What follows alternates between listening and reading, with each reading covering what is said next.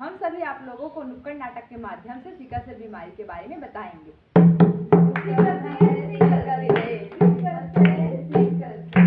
आओ आपको दिखाए एक नाटक सिकल सेल। यह एक आनुवंशिक रोग है जो एक पीढ़ी से दूसरे पीढ़ी में आती है, अर्थात माता पिता से बच्चों में आती है।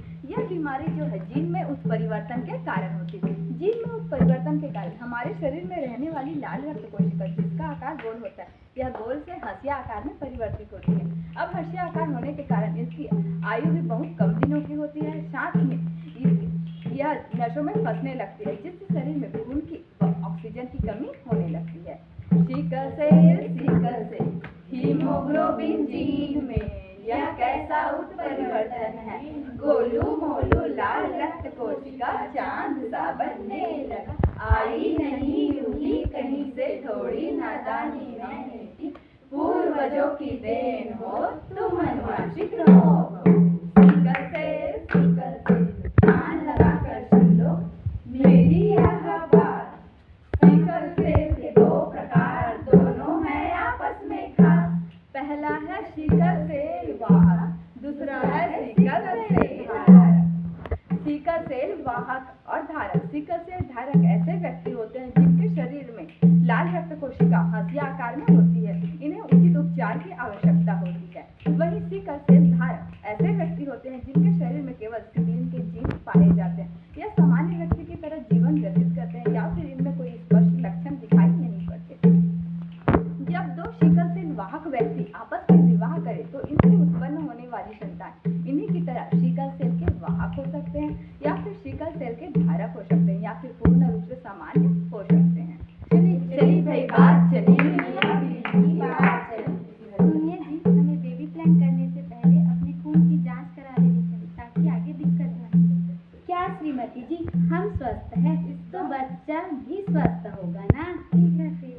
इस बात से अनजान है श्रीमान और श्रीमती सिकल सेल वाहक से पीड़ित हैं ये दोनों दंपति। कुछ तुमसा होगा कुछ मुझसा होगा, जाने वो कैसा होगा रे, जाने वो कैसा होगा रे।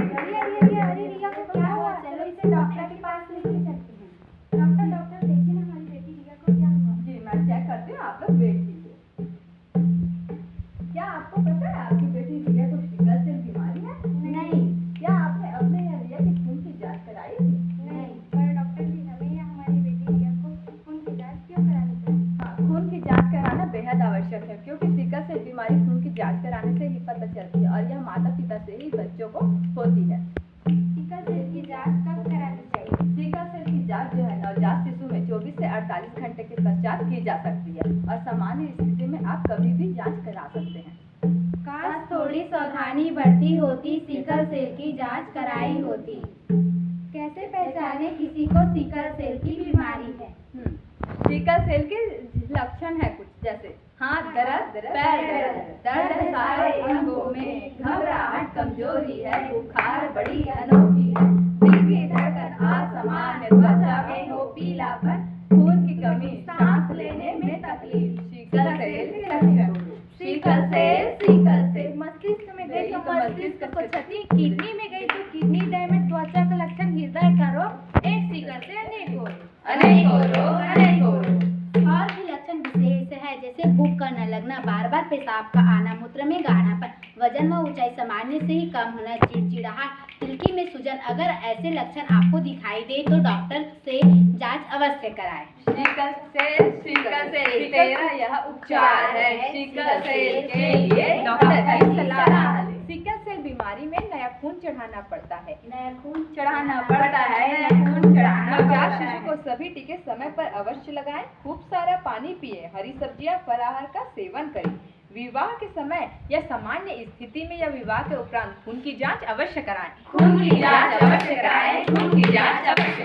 सिकल सेल हम हैं तुम हैं सब है एक, हम में नहीं है कोई मित्र, हौसला सब होगा नेक और कहते तुझसे लड़ूंगी सिकल सेल, स्वस्थ होकर दिखाऊंगी सिकल सेल।